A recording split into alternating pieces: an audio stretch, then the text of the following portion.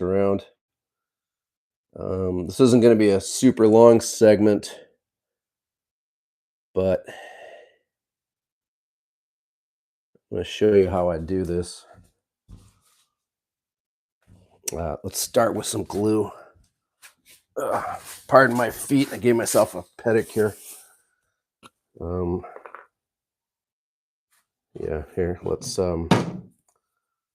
start with a little quick and thick.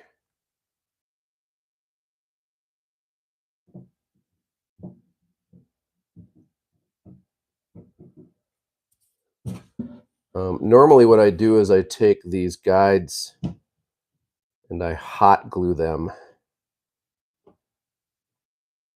I'll hot glue them into position. I'll check the fit. But this is so tight right here. I feel like if this is where the glue block was, maybe this is why it failed. But I have a good feeling about this. So I cut this rail on table saw. I've made a bunch of these in the past. I think if you look up MCM guide rail, you're going to find at least a couple videos about me measuring these up based on a different drawer in the dresser, and then creating a guide. So a couple things are going to happen. Anybody watching? All right, nobody's watching. One person is watching. All right, now it's all worth it. So let's move our framing over just a hair. I have a bunch of scrap. This makes a superior glue block because of the way the fibers run. It's plywood. It's weird that this actually didn't hang on, but I guess it's long grain to long grain. In the corners, you get blocks that are supporting the base of a dresser, and those always fail because of the way that the wood works. Let's see if I've got an example. Let's see if anybody even wants to hear about why I hate glue blocks.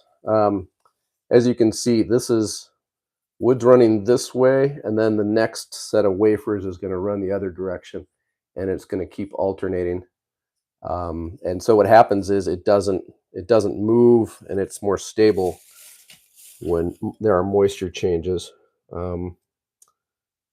Let's see. Yeah, sure. I'll just cut this in half. So it's generally easier to do these handheld cuts with a Japanese saw because it's a very thin kerf, and it cuts on the pull. If I hadn't sharpened it funny, I think I took the set out of it, which means I kind of hammered down the teeth to see if that would help it go through the wood. And all I did was mess up its ability to travel through the wood, and it pinches more easily. But it has enough teeth left over that it's still pretty sharp for a lot of things, at least for softwoods. You can see the binding I'm getting. I did that to myself. But I've done a lot of things with this saw, good things, and it's never let me down. Which is dumb because I have 2 or 3 more like it in the basement. I'm using one of them finally for dovetails. But anyways, I got this guy cut so it can go there. And then I want another. This is a very tall rail here. So let's turn it back. Oops. Turn it back towards the dresser bottom. It's really tall, and so I'm going to use tall pieces to reinforce it. On French cathedrals, they have flying buttresses, which I love to say. And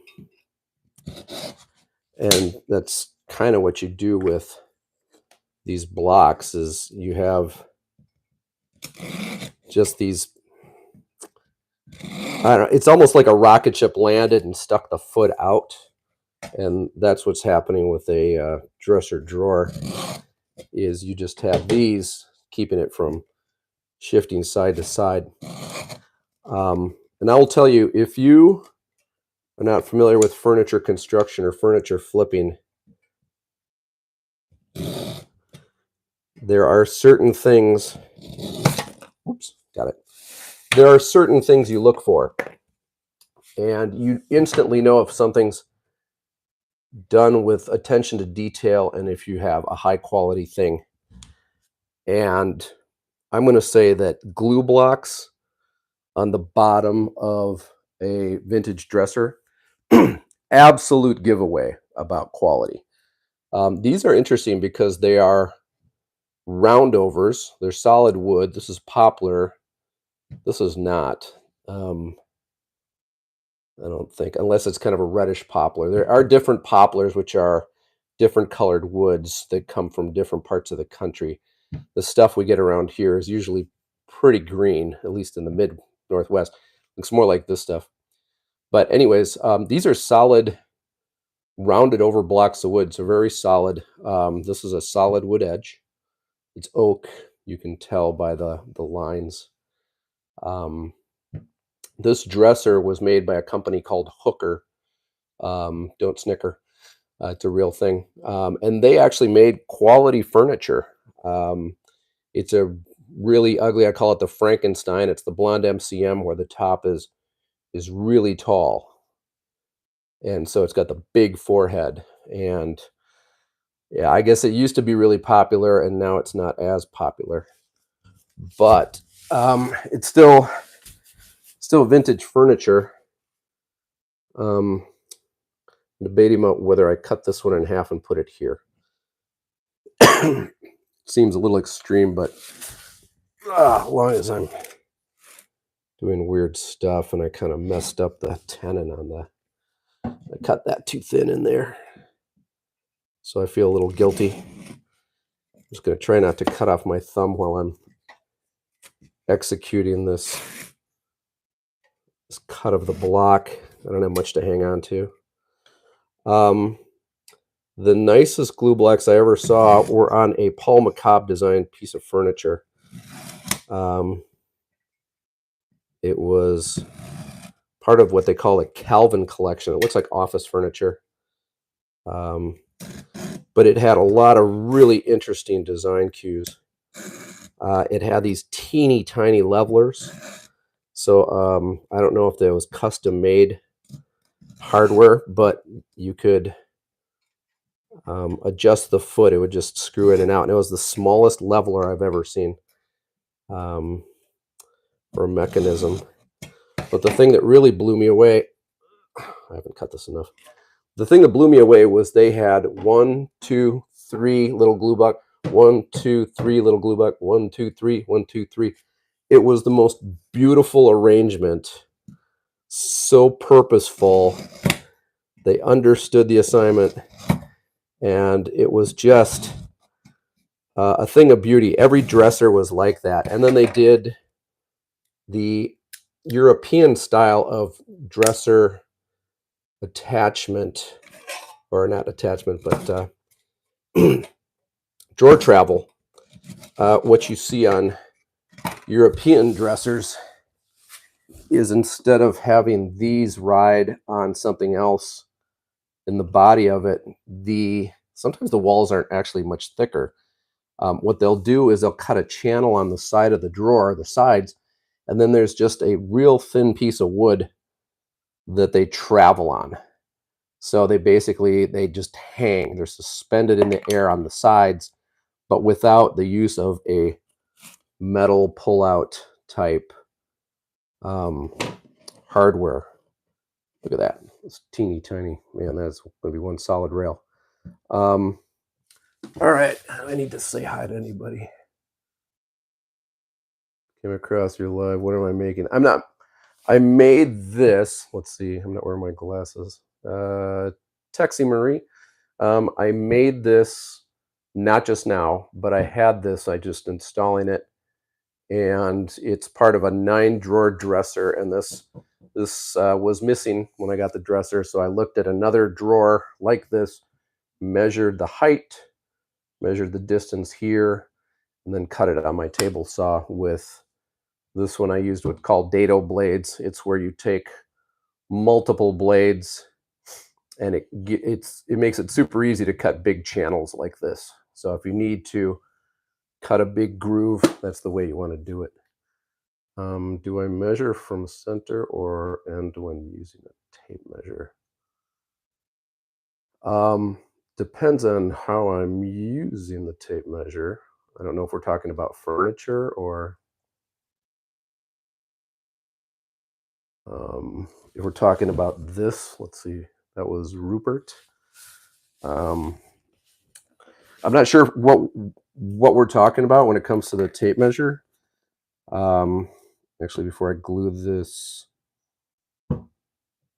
yeah, let me set these guys before I do the block thing. So I'll show you this live.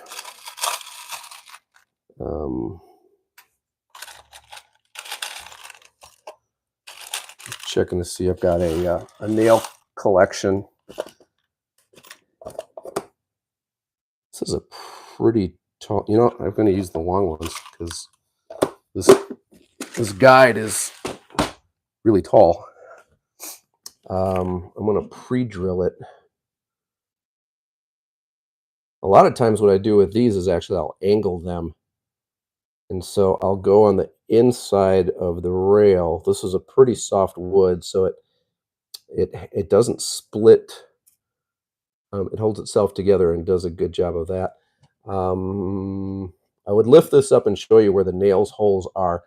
The deal is with a nail in general, in carpentry, they tell you that if you nail it straight down, it's just going to lift up, especially in the wood, swells and contracts. What you want to do is angle your nails so that they can't pull out as easily. So I tend to do that when I'm attaching my rails, and a lot of times this area is kind of chewed up from somebody that pounded it in and wasn't paying attention, and it's not great.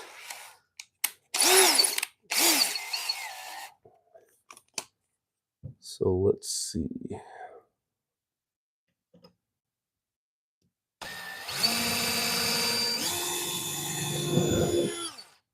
I'm going to hope that that works.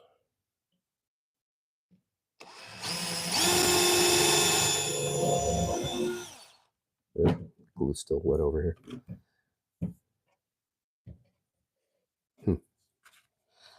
All right, here goes nothing.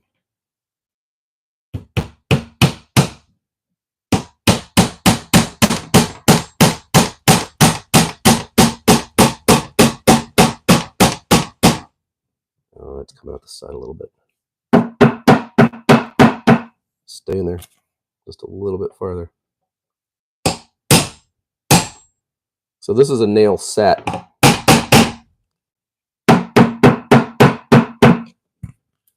That's why I pre-drill. I'll be a little bit more careful with this one.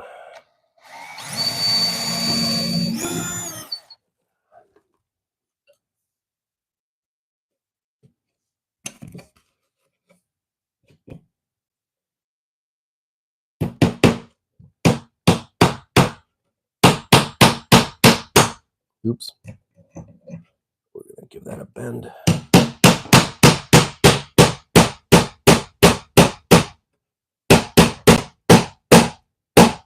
Same thing, kind of. I wanted to travel out the back. I've never really had that happen too much. I want it to be in there all the way. Huh.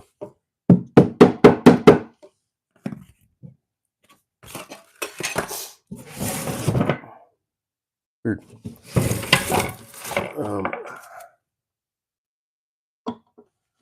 you can see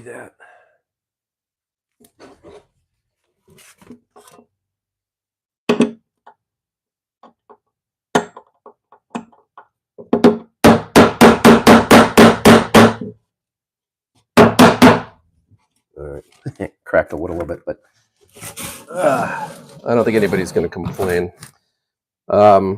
This dresser, they're not particularly valuable, and furniture isn't selling really well right now unless it's truly awesome mid-century modern, which this is not. But we can still fix it up and make some money.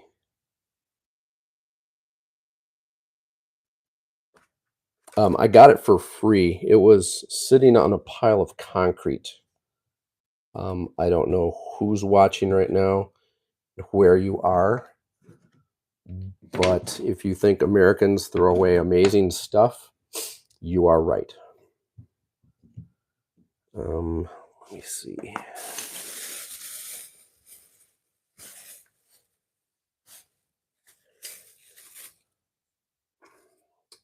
I'm wondering if I can just jam something in there to position it, to hold the rest of it tight.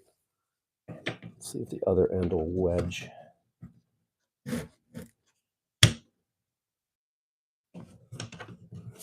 Here's what I'll do.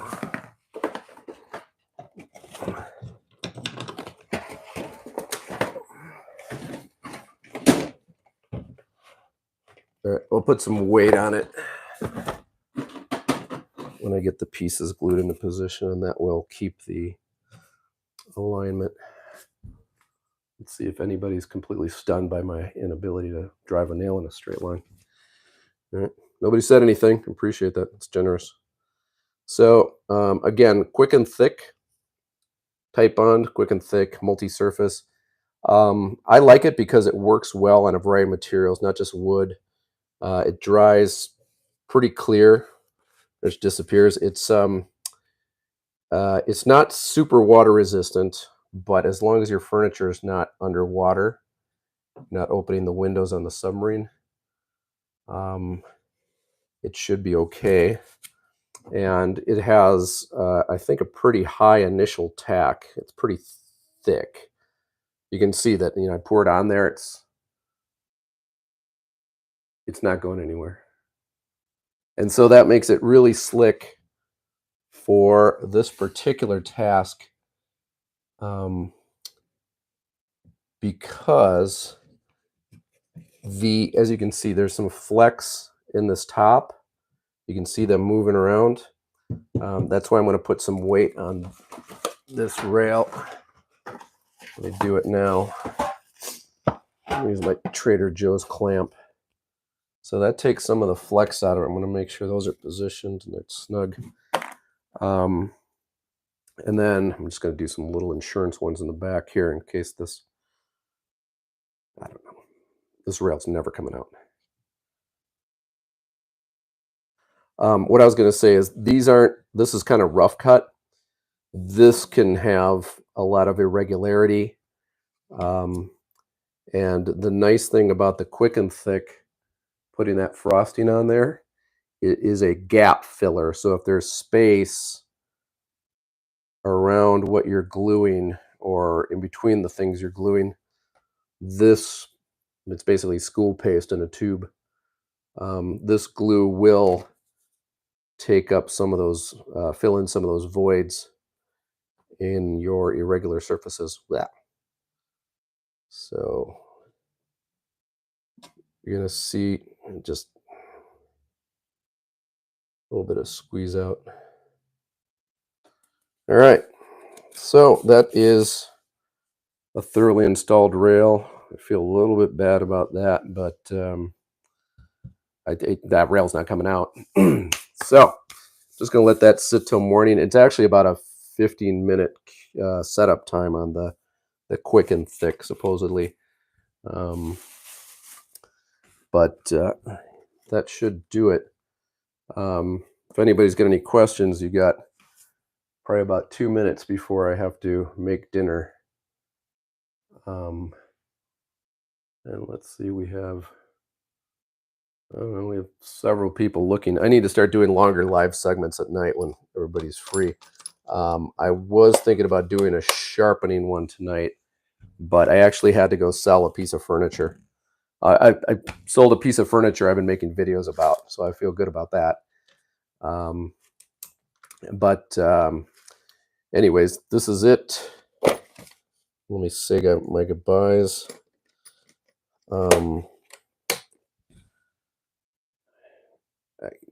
Like I said, I still feel dumb about this one. The longer nails might have a tendency to travel. I'm wondering if you pre-drill, maybe pay a little more attention. I have this. Let's give people time to respond if there's any questions. I have kind of a gap between my smallest drill bits and my larger drill bits, and I think this would have been too big for the nails, and so I needed something in here that I was too lazy to go down to the basement and get out of a bigger kit. But like I said, you know, time is money when you're flipping stuff. Put away my Japanese saw. If there's any questions or more comments.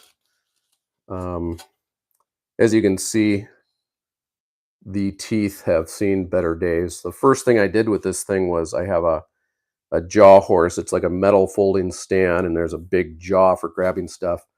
And I cut through a piece of wood, and it went down, and right on the shoulder of the jaw horse, I dinged the teeth and knocked some right out, I think. And that was probably in the first week I owned this thing, and I've just been beating it up ever since. So like I said, for soft woods, if I need to do something where I'm going to be kind of beating the saw up, it still works to grab it and to chew through a project. I do really like Japanese tools. I like the philosophy. I like the way that they work going this way instead of pushing them. I've never liked that Western style shoving a tool, although a lot of people it's the guys that do it every day and have been doing it for 40 or 50 years that say, oh, that's such a great way to cut. You know, if you can build muscle memory and you can do it, great. But I like these. As you saw, I was able to handle these even though this is beat up and dull. I'll give you a quick tour of my fastener box. There's some, I don't even know what those are for. Sometimes it's handy to have nails that have a head that are flat. You don't want to put them into these rails because you want the heads that are just little, they almost look like pumpkins. That's a trim nail. The idea is that there's basically just that little bulge on the top, and then there's a pocket, and in that pocket you take your nail set, you plug it in there, and then that keeps it from moving around, and that allows you to drive it just a hair below the surface so these won't come out and tear up the body of the dresser as they travel in or out. I wish I had some that weren't quite as long or a little thinner, but most of them are nails with heads. These are handy for putting the back of a dresser on. Yeah, that's the problem I had. You don't want to use these heads unless you can maybe countersink. You could take the drill and make a little bit of a pocket, and then you can tap these in and hide the head. I have a bunch of tiny screws. These are actually for a dresser I have outside where all the drawers are loose in the back. So I was just going to put in 1, 2, 3 screws, reinforce it. I haven't worked on that dresser yet. And then these are my tack collection. I went out and found the flattest tacks I could find. Let me show you. So that's the tack, but you can see how, let me see over there. You can see how thin the head is, how flat it is. The dome of the tack.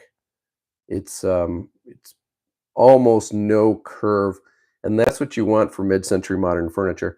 Because what you do is you put them into dressers that need, for drawers that need maybe a little bit of a lift. There's a drawer on this dresser that I'm working on.